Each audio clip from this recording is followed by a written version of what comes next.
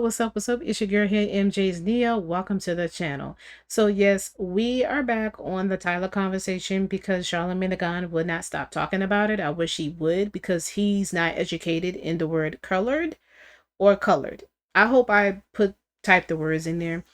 So I talked about this already with Tyler already, and I show a bunch of clips of Africans explaining it. I guess it didn't drill into everybody's head over here what the word colored mean and what does colored mean, because colored over here means, you know, segregation, but colored over there in South Africa means mixed person. So before I go any further, we're gonna go over the Jim Crow laws of colored, and then I'm going to talk about the apartheid version of colored in South Africa, because they're similar, but they mean something differently.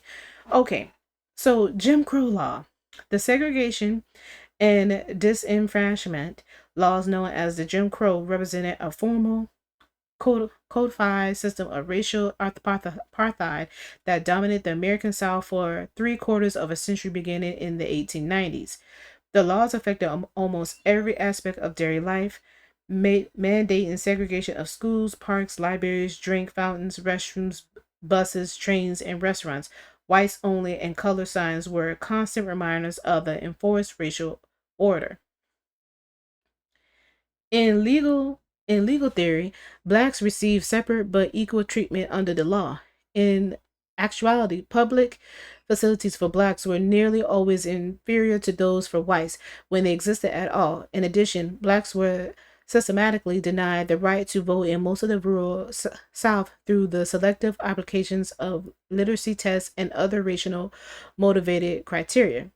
The Jim Crow system was upheld by local government officials and reinforced by acts of terror by vigilantes in 1896. The Supreme Court established the doctrine of separate by equal in Plessy versus Ferguson after a black man in New Orleans attempted to sit in a white-only railroad car. In 1908, journalist Ray Standard Baker observed that no other point of race contact is Negroes as the Jim Crow car. As bus travels became widespread in South over the first half of the 20th century, it followed the same pattern. Travel in segregated South for black people was humiliating, recalled Diane Nash in her interview for Freedom Riders. The very fact that there were separate facilities was to say to black people and white people that blacks were so subhuman and so inferior that we could not even use the public facilities that white people use. Transit was a core component of segregation in South. As of 1947, Congress of Racial Equality pamphlet and Bayard Rustin song, "You Don't Have to Ride Jim Crow Assist." Keeping whites and blacks from sitting together on a bus, train, or trolley car might seem insignificant, but it was one more link in a system of segregation that had to be defended at all times, lest it collapse. Thus, transit was a logical point of attack for the foes of segregation in the courtroom and on the buses themselves. It would take several decades of legal action and months of nonviolent direct action before these efforts achieved their intended results. Okay, so I wanted to share that with you guys. Now, this was on the pbs.org. I'll put the link down below because it also has other videos on the Freedom Riders, the Riot Report. Yeah, down here, Meet the Players, Freedom Riders, Freedom Riders, and movement leaders and U.S. federal government. It all play a part in the Jim Crow law. So I'll put a link down below in the description so you guys can see that. So the next thing we're going to look into is colored. So if you notice, color is spelled differently, which is mixed in South Africa is COLOURED. This is the British term for colored. Over in America, colored is spelled different. Is COLORED. So there's the words also spelled different as well. So let me read this for you. So colored, a person of mixed European and African or Asian ancestry, as officially defined by the South African government from 1950 to 1991. Individuals assigned to the classification originated primarily from 18th and 19th century unions between men of higher and women of lower social groups. For instance, between white men and slave women, or between slave men and, you see the names, women. The slaves from Madagascar, the Malayan, y'all say the name, Sri Lanka, and India. In early 20th century South Africa, the word color was a social category rather than a legal, I think it's designation, and typically indicated a status intermediate between those who were identified as white and those who were identified as black. The classification was largely arbitrary, based on family background and cultural practices as well as physical features. Most South Africans who identified themselves as color spoke Afrikaans, I might be saying that wrong in English, were Christians, lived in European manner, and affiliated with whites. Many live in Cape Town, its suburbs, and rural areas of Western Cape Province. Significant numbers also live in Port Elizabeth and elsewhere in Eastern Cape Province and Northern Cape Province.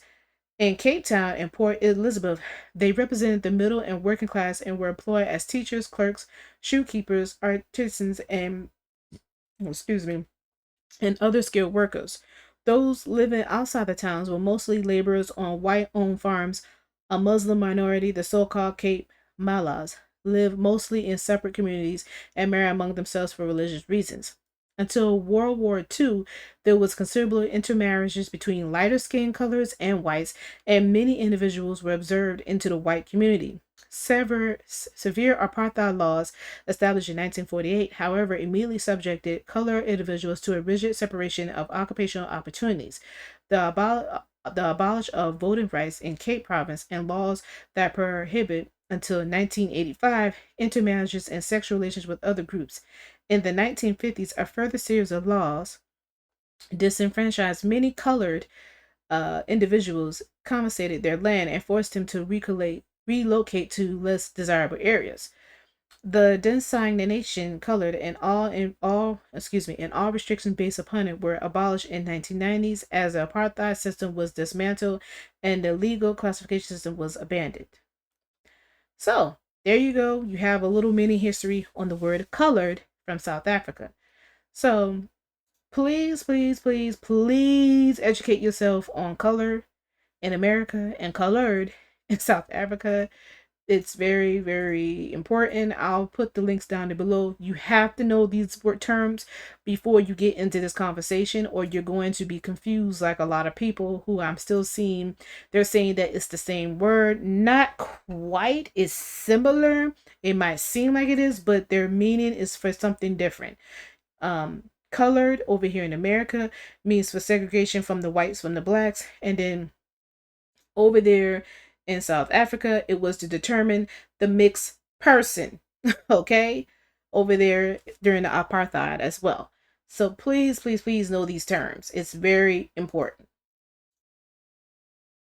There's also a book called Color. It's made by Tessa and Lynsey, Ebony, Chutel.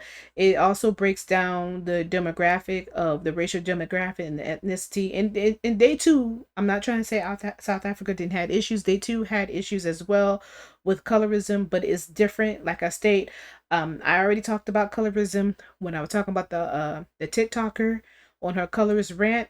I broke it down on colorism, and I also said that colorism is different. It has, everybody around the globe has a different issue when it comes to colorism. So I'm putting that out there, and I hope you guys, if you're interested in reading a book, you can read this stuff online. Go see for yourself. So now I'm going to play the video of Charlamagne Tha God. He's talking about, I think it was like 10 or 6 things that he couldn't ask. And hopefully I played the other video where he was asking her the question and she turned around her head and and looked at her publicist. I hope I played that already before I play this video. But yeah, let me go ahead and play this video for you guys. Sometimes, depending what it is, like if it's something like really personal, really serious, something I know is traumatizing, I'll be like, sure, I'll oblige. For this one, I said no. Yeah. And the reason I said no, they had 6 things they didn't want us to ask. You want to know what those 6 things were? Yeah. They didn't want us to ask about Kai Cenat. The whole we friends though thing. Right? Yeah. Like, huh? Okay. They didn't want to ask. They didn't want us to ask about her not being on tour with Chris Brown anymore. They didn't want us to ask that. Sometimes to ask about the color thing. Injury. They didn't want us to ask about her injury that she sustained. What else was it? They didn't want to ask us about who she was dating, which I wouldn't do anyway. And what was the other one? It was one it was just all frivolous And stuff. why? What are they trying to do? They're trying to protect an image that they're curating for her? I have no idea. And that's why I said Oh, the Rihanna thing, comparing. Oh yeah, and comparison, and it wasn't even Rihanna. It just said comparisons to other pop artists. Huh? Oh, so they're trying to separate her from Kai Cenat. She's her own individual. To ask about the color thing. Don't tie her to him. And you want me to not ask her about Kai Cenat the day after Kevin Hart just was on Kai Cenat's show again with Bringing a big it up. ass sign that said "We friends" though? Yeah. Like, come on, yo. So I said to them, no. Oh. Now, when I say no, I'm not going to oblige any of this. It is your job then, label, management, whoever, to either prepare the artist for the questions or pull the interview. Exactly, yeah. I'm fine with either or. Don't tie her to him. And you want me to not ask her? Yeah. I've already told you I'm not going to follow any of this. Yes. So when you see suckers out there, Yeah. suckers are saying things like, you know, he asked every question they asked him not to ask. Yeah. It's because I'm not a sucker. Yeah. Right? And being that I'm not a sucker for record labels, Yeah. I have a job to do, and my job Yeah. is for the people. So imagine, right, if I'm sitting around and I'm having a conversation, you know, if we have these conversations, and then all in the comments, it's like, why didn't you ask this? Why didn't you ask that? Why didn't you ask this? Why didn't you? Yeah. I've already told you ask that. Yeah. I got a job to do to the people. Yeah. My job, my integrity with the people will always matter more than my integrity with a goddamn record label. Yeah. And also the label's using you. 100%. But you know, you have a lot of people that don't do that. You have a lot of radio personalities, a lot of journalists, a lot of people who care more about those relationships with the labels than they do relationships with the actual audience. And it shows. And it shows. Yeah. And not only does it show, you show your card. Yeah.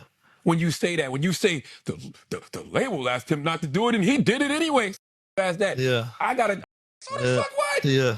After I told the label, I ain't following that shit. So they knew. They so knew. why are they complaining? Their job was to prepare their client. Yeah. Or pull the interview. Yeah. Yeah. I'm fine with either or. You want to be qualified. You want to be validated by doing the Breakfast Club. You're an artist in the culture. You want that experience in the Breakfast Club, but you want to control the interview. I don't think you can ask to do both things. You can ask as a favor, and then it's up to you to decide if you want to oblige or not. But if you say that you don't want to do the interview in that way, then you don't have to do it. And you know how many interviews we've turned down when they be like, yo, you can't ask about this, I'm not interested. I'm not interested. Because maybe now's not the time for that artist. If that artist isn't ready to talk about these things, I don't want to have that conversation because it'll make us look crazy because certain things you got to talk about. Yeah. Now you can also, if you want to oblige or not.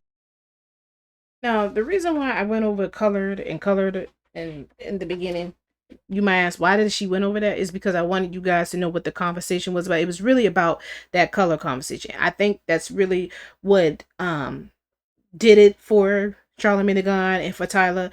Tyla already had explained this already earlier in the past about why she didn't want to speak about it, because she know that it's an uncomfortable topic for the Black Americans, for the African Americans over here. So she already had knew this. She talked about it last year already as to why, you know, she already explained herself. I might show a clip of it from Impressive so you guys can see for yourself. She already talked about this in the past. already. In South Africa, my race is called colored. And it's a very stressful term to use in America because I know it's a derogatory term. Right. But I mean, that's what we are called. School me on these debates that they be having about your identity as a South African colored person. What does that even mean?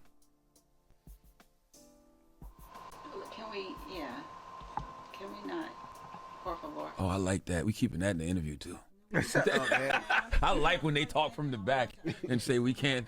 I like that. That's good. That's even better.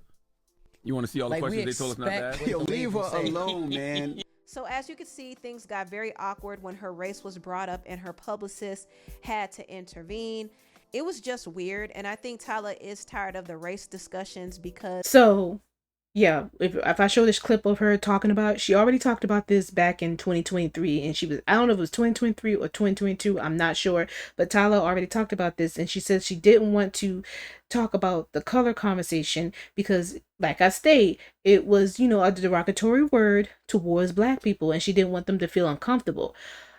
Now, that's why I explained the two differences between those two words, color, and colored.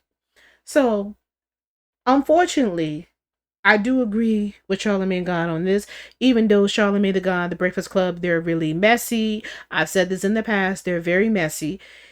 He told them that he didn't care. He was going to ask her anyway. He told them that, and they went on ahead with the interview. The reason why is because Tyler and her team probably wasn't really well educated, or they didn't know that The Breakfast Club, Charlamagne Tha God, they're messy like that. They're known for being, asking those certain questions that they're not supposed to ask. That's why a lot of people don't go over there to their Breakfast Club. And, The Breakfast Club do have a history of talking down. Let's keep it 100.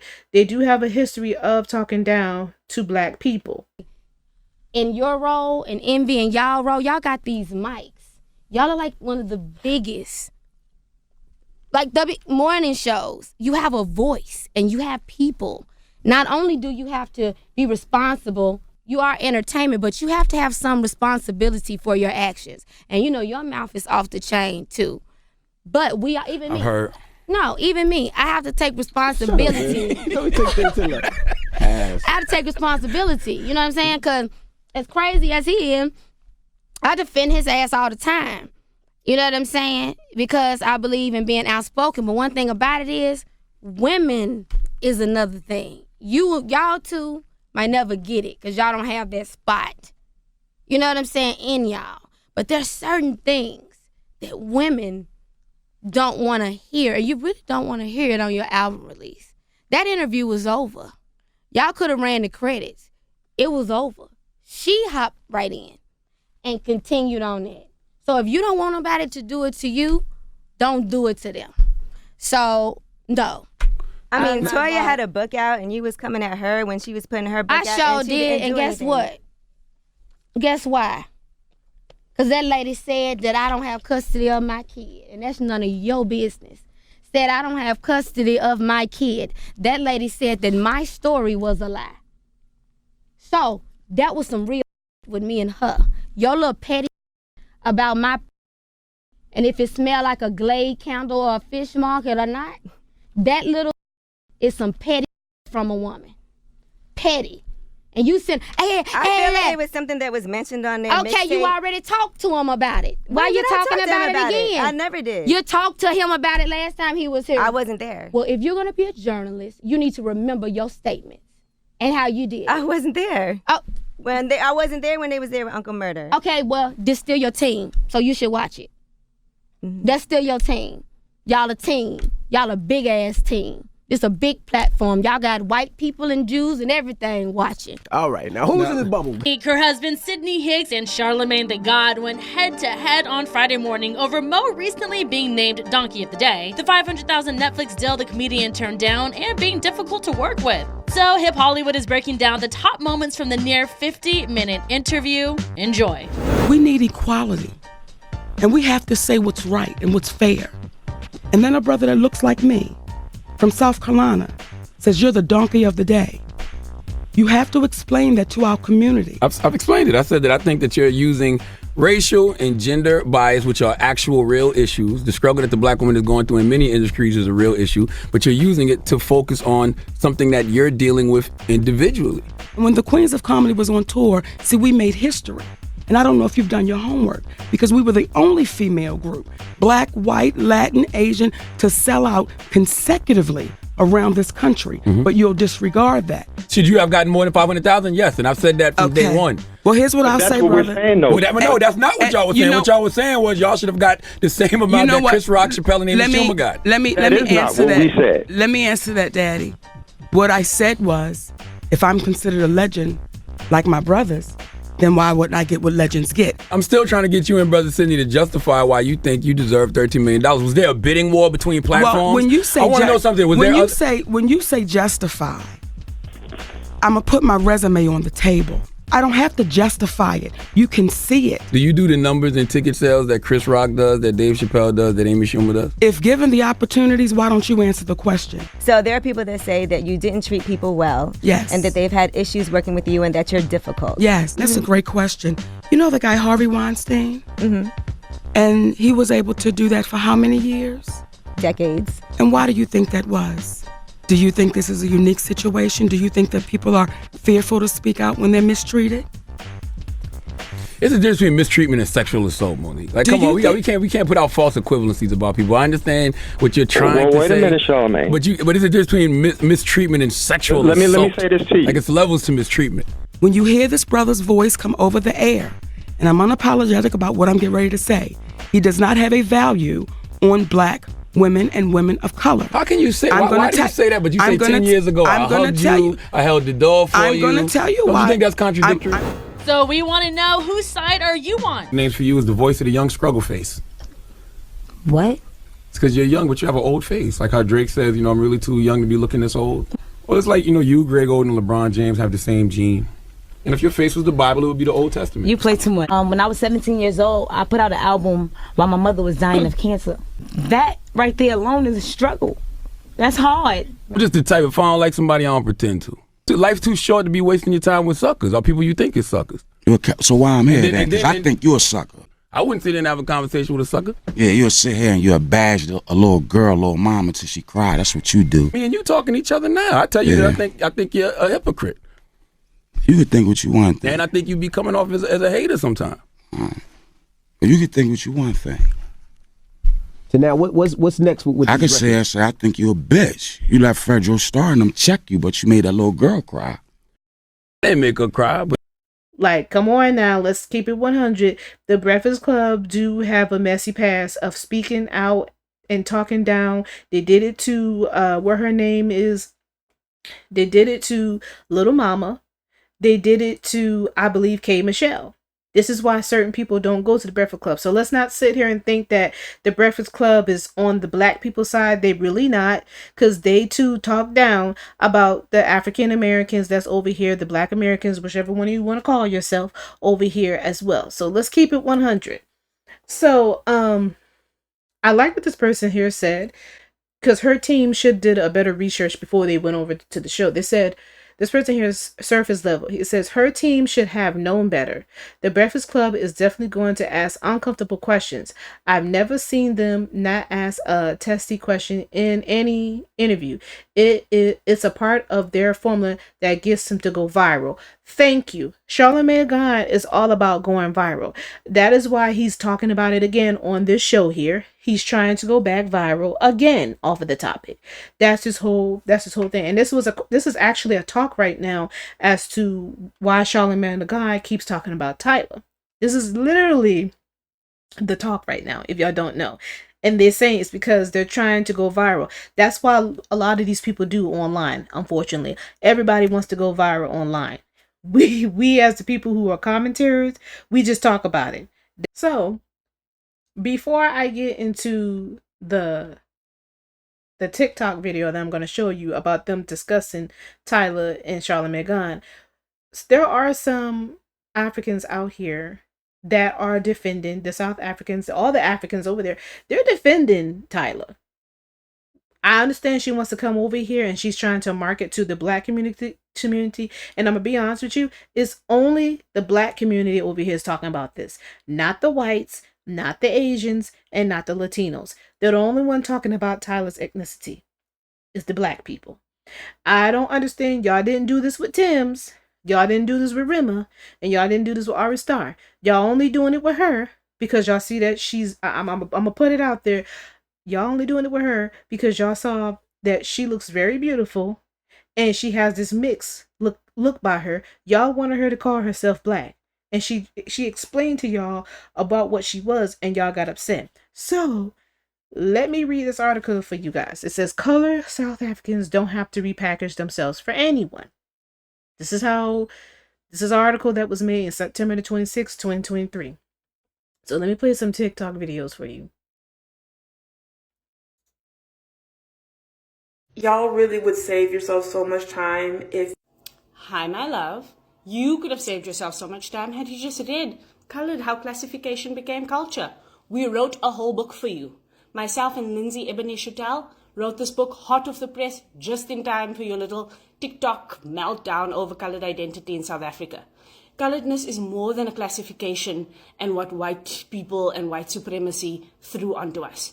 It is a culture that we have now created in response to that, in response to the structural violence of racism, in response to the pain, in response to being ripped away from families and ripped away from homes, in response to so many ills that came with white supremacy and racism and colonialism. We have come up with beautiful music and dance and song and food and laughter and language. We have made beautiful. We've formed communities from diverse backgrounds with diverse ways of thinking about the world. And we have formed that despite everything that white supremacy would have done to us and would have us believe about ourselves. So please, let's stop all the videos. Let's stop all the looking in the dictionary. Let's stop all the defending ourselves. You can stop all of that right now. We've got the book. You can read it. You can know all you need to know. And we can shut this down now. It's been a week. It's over. Thanks. Bye. Shop. Or as we would say, away. All right. So this video here is from Tyla. It was 9/23/2020. So she been said this years ago. If anybody was wondering, she said this back in 9/23/2020, and she said it again in 2023. And play this. It has an audio on it, so I might have to mute it, but I'm gonna read it. Hi, my name is Tyla. I'm a colored South African, which means I come from a lot of different cultures. In family, one of those cultures are Zulu. I'm exploring my African heritage by wearing a Bantu knots and a protective hairstyle using a various African culture. My grand handmade this necklace worn for traditional celebrations. Proudly South African. So this was back in, this was the video I was trying to look for the other video and I found it here. This was the video where she said back in 2020. 2020. If people will only go back and see that she said this back in 2020 before they went at her, it's crazy.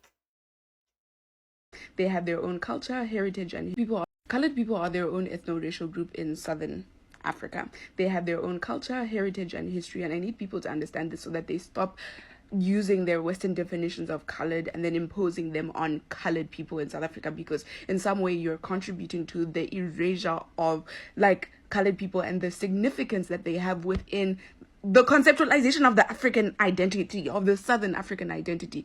And I think I'm kind of getting frustrated because other people just don't want to understand that what is happening in the West is not always happening in other parts of the world. Yes, we have the same English. Yes, we do have certain things that are similar, but connotations to words are not always going to be the same because our relations with colonization weren't the same, right? And that's okay. Like, a difference is okay. And I think we need to embrace that difference instead of trying to impose similarity on people. And by imposing similarity, sometimes you make the mistake of erasing the significant parts of other people's cultures that you don't want to understand. So you probably asking me, well, why is she playing these videos? Because this conversation was already had. Yet again, I'm sorry, but if Charlamagne Tha God wanted to know some more about color, why didn't he went and play old videos already of it? Why does he want her to explain herself 1,000 times more? She already talked about this. This conversation was already talked about already since 2020 and 2023. We're still in 2024 and we're still having this conversation about this. She already explained it already. How many times do y'all want her to explain it? And I get it. He's Breakfast Club is known for asking all of these questions. I get it. Just like I state, yeah, the Tyler publicist should have did a better job of preparing her for this. They shouldn't have went and did the interview. They already had knew that he was going to ask those questions regardless anyway, so she shouldn't have did the interview. I understand you want to get well-known over here in America artists, which is mainly with the blacks, because the blacks are the ones that's not going to really support her after this. She should have said no, let's not do it, and go somewhere else, because she was being interviewed on all other places and none of this was coming up because she had already explained it already. Now here is an interesting video. I'm gonna play this for you guys. This is about Tyla's team versus Charlamagne Tha God. This is 4 days ago. Let me play this for you guys. And this is Your Aunties Could Never. I'll play this for you guys. And she was asked a question by Charlamagne about, like, you know, being called coloured, right? And obviously Tyla's from South Africa. She's not an American and everything like that. And it has different meaning in different areas, right? So during this, so when the question was asked, she turns, looked at her publicist, and her publicist shut it down. And in the clip that they put it out, they turned up the volume. Yes. It was so loud, saying that, hearing the publicist shut it down. And Charlamagne says, we're going to keep that in as well, kind of thing, the clip. This is great. We're going to keep it in the clip as well. And I just thought, like, this is a bit unnecessary, what Tyla said on her Instagram, because she put out a statement and she says, y'all guys, she's never denied, I've never denied my blackness. I don't know where that came from. I'm mixed with Black, Zulu, Irish, Mauritian, Indian, and coloured. In South Africa, I would be classed as a coloured woman, and in other places, I'll be classified as a black woman. Race is classified differently in different parts of the world. I don't expect to be identified as a coloured outside of South Africa by anyone not comfortable doing so, because I understand the weight of the word outside of South Africa. But to close this conversation, I am both coloured in South Africa and a black woman. You made a really good point. She did make a really good point. And I just thought, like, this could have been like a really, do you know what I mean? Like, good interview for her and everything like that. And they kind of tried to sour it with this, do you know what I mean? And I feel like it's interesting that she has to defend this because she is being present in the US market. Do you know what I mean? So it just feels a little bit unfair. And then people trying to educate her on what she is. Like, do you know what I mean? Or how she sees herself. So yeah, I just wanted to see, what do you guys think? Do you think that they are enemy of progress? Do you think Charlamagne is an enemy for pushing the issue and getting glee out of this this actual viral moment? Yeah. Yeah. No, I don't think Charlamagne. I don't think Charlamagne's an enemy. Oh my God, is that okay? Yeah, I don't. I don't, because I listened to it. Even ask it in his normal Charlamagne way. He just said, can you explain why people are talking about the conversation about you being coloured or something like that? He said it in an even tone. He wasn't even being sensationalist. Then she did turn, and then she spoke to her publicist, and the publicist said, let's shut that down. Then Charlamagne turned into Charlamagne, goes, oh, we're going to keep that. That part was his troll. I think publicist, and I think the response in the comments, those people are the enemies. Because I think definitely, why are you schooling somebody? I think that was a missed moment. I think the publicist should have prepared Tyla in general. She's a young girl as well. You should prepare your client for these type of conversations. The only thing I could say, that if she did say to Charlamagne, don't speak about it, and he did, that's out of order. And he had spoken about, sometimes we get told by publicists not to say anything, and we do. Yeah. But in this moment, from listening to the whole interview, he wasn't even in troll mode in that state. He was quite respectful of her through the whole interview. Even after he did that troll bit, he went back and kept it quite neutral. So I don't think he's enemy. He didn't ask a question that was wrong. He didn't ask it in a sensational way. But the publicist, prepare your client to deal with these kind of conversations. It could have been a beautiful conversation about her background, her heritage, and I don't even know why they shut it. I get if you want to keep your client away from politics and stuff, but this is the thing, you're going into a territory that doesn't understand, not everybody understands about the history of South Africa and where coloured comes from. So then he should have said that. No, but he didn't. She should have. They should have. He should have framed the question. But he didn't ask a horrible question. He wasn't rude. His question wasn't rude. What I heard was, I didn't like Charlamagne, and Charlamagne can be Charlamagne. The question he asked was not rude, wasn't sensational, wasn't aggressive or anything. I think the publisher should have prepared Tyla, or don't take her to a show where you think that could happen, because the Breakfast Club is rowdy. So then also don't put your client in that space. To be fair, I don't blame Tyla. I don't think the weight should be on her. The weight should be on her. And I think in the comments, those people trying to school and say you shouldn't use coloured, do your history, because that's where sometimes Americans think they're the sense of the universe. This woman right here made a whole lot of sense out of this whole interview, this whole conversation here. I don't know what podcast. Like I said, Your Aunties Could Never. Go check them out. She made a whole lot of sense, and I agree with her. They shouldn't have went there. Everybody should know the Breakfast Club, and she said it in the right way. They ask them rowdy questions. They known for being messy, and I've said that. They're known for being messy in the past. That's why a lot of people don't go to them. So let's keep it 100. This ain't just happening with Tyler. This has happened with other people who have went to the Breakfast Club. That's why they don't go there no more. And then also, I like what she said. Educate yourself on these words. That's why I explained it at the beginning of this video. Y'all need to educate yourselves. And I do believe that Americans think, and I've heard of this before because I've lived in Florida. I live in Florida. I hear this all the time. Americans think that what we learn, everybody else around the globe learns the same thing. They think that colorism is the same way around the globe. No, it's not. Colorism is a problem, and it is around the globe as well, but it's in a different situation. It's a different thing. I've said this before. We all know K-pop. Let's use K-pop as example. There's colorism in that, but theirs is different. Over there, I say K-pop. In Korea, their thing is about being skinny and pale. Whoever is the palest and the skinniest, they are accepted for being the most wealthiest looking. If you look, darker, like a darker tan color, and you're a little thick over there, you're looked and viewed as somebody poor.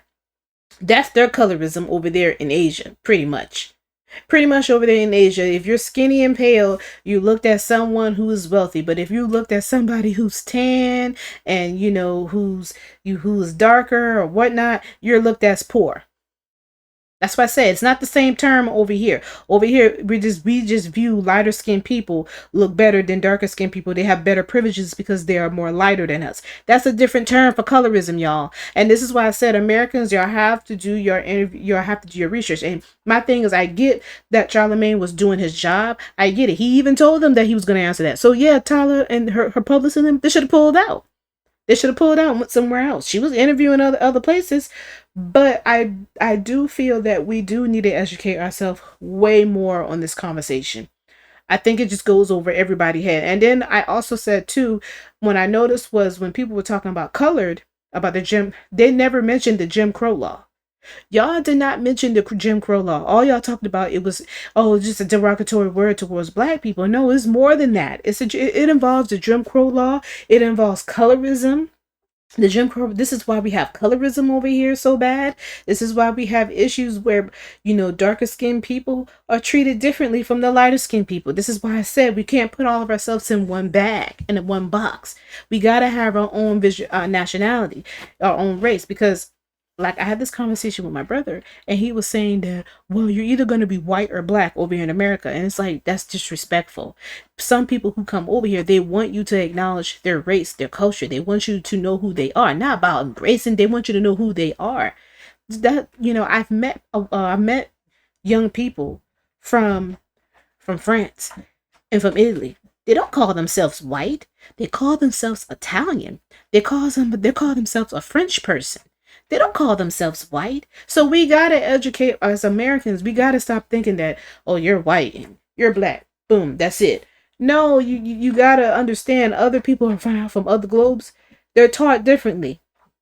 Like I had this conversation with people about a woman who was from Asia. She called us African American. And people are like, why is she calling us African American? We're black. Like, technically we are African American because that's where our ancestors came from, is from Africa. So I just wish people would educate themselves on other things before they talk. And that's what this one woman, she brought out. I felt too that the people in the comments, they're not trying to research or nothing because they have short attention spans. They can't pick up a book and read. They won't go online. And I just show y'all an article of a book. I wouldn't bet y'all didn't went to go read that book. I just show you an article of Jim Crow's law. Y'all not going to go see that. Y'all not going to go take your time to go look up the Jim Crow law or what happened over there in South Africa back in those time frames of apartheid. I'm sorry, y'all just don't. Y'all don't research on anything. And this is why I like having these discussions, because I notice that a lot of people don't do research, and that's my biggest thing on this channel. Please look up, please Google, please read, please stop. Don't listen just to me or these people online. Go do your research, please. For the love of God. I mean, please, please, please. Please go do your research. Look up these words, look up these terms, and figure out why Tyla doesn't want to talk about it. She knows that this offends people. So why do y'all want her to constantly keep talking about it is beyond me. And yes, I do believe Charlamagne Tha God is bringing up this topic because it went viral. He's all about viral moments. Keep that in mind. Okay? Let's keep it 100. We're not going to be fake and phony. We all know about the Breakfast Club. They're all about going viral. That's their whole thing. But yeah, I think we cover everything. I hope I show all the clips. But that's just my my final thoughts on it is she does not want to continue to keep talking about this because this is hurting her brand. Charlamagne Tha God, I understand you was doing your job and you told them that you was going to answer those questions anyway. I already did a breakdown of her being sabotaged because I'm gonna keep it 100 with you guys. A lot of y'all black women, y'all do not like her. I'm sorry, but I see this conversation about the light skin versus the dark skin women. A lot of y'all do not like light skin women, and a lot of the light skin women don't like dark skin women. I don't feel like Tyla hates dark skin women. I've seen this. I already broke this down with you guys about the, you know, what are the, you have to go see the video I made. I'm not going to keep talking about the same stuff over and over and over, but I talked about how people were trying to put her up against, you know, Ari Star. I already talked about that. I talked about her and the whole situation with Kai Cenat already. I already did the whole breakdown of the sabotage of Tyla. That's pretty much what's going on with her. It's a few black people that don't like her. And I knew this from the jump, and I'm going to keep it 100 with you African Americans over here, black Americans over here. Y'all do not like African music. I've seen that. I've heard that. That's my final thoughts. I know this there's something going on with that. Y'all really don't care for African music and African culture. Even though our ancestors came from Africa, and y'all always talked about, oh, well, our ancestors are coming from Africa, and y'all love looking at beautiful garments from Africa. Y'all really do not care about Africa. Let's keep it 100. Since we're on this topic about why we don't want to talk about color, a lot of y'all are not ready for this conversation. I said this already. Y'all not ready. The black Americans, y'all are not ready. I ain't talking about the Americans. I'm talking about the black Americans. Y'all not ready for this conversation. So leave it alone. Just leave it alone and let it be and let it be gone. Let's just forget about it because it's not going to go anywhere that y'all want to hear. But I know a lot of people is going to be pissed about this video. I had to say it. I had to bring it out again. But let me know what you think down below in the comment area. But as for now, see y'all later. Peace.